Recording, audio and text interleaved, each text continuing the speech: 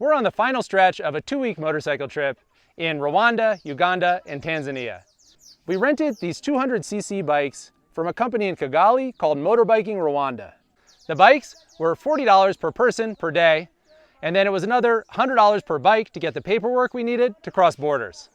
Over 2 weeks, we rode about 1,800 kilometers. We're moving at a pretty chill pace with lots of stops and a couple days off.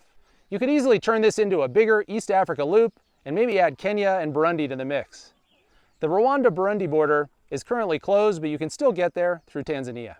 I think this is one of the best areas in Africa for a small bike trip. There's a whole bunch of countries packed in close, all with interesting cultures and friendly people.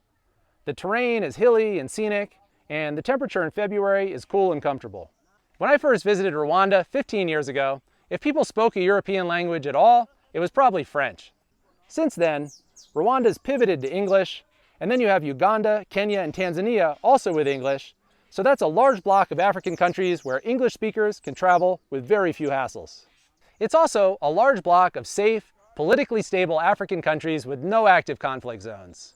I don't really worry too much about street crime or theft here either, especially not out in the countryside.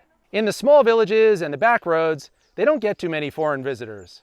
If we throw up a wave, they all wave and smile back, and if we stop, they want to know where we're from, where we're headed, and what we're up to.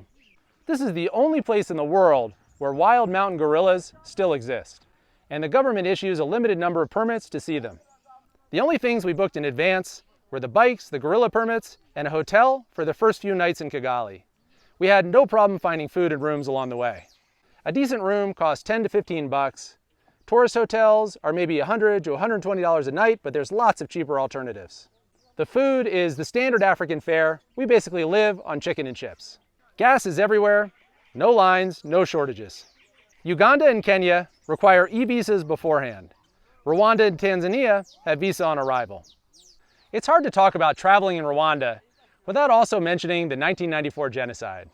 But all that happened 30 years ago. 65% of the people here were born after the genocide. It's got nice hotels, good Wi-Fi, good cell coverage.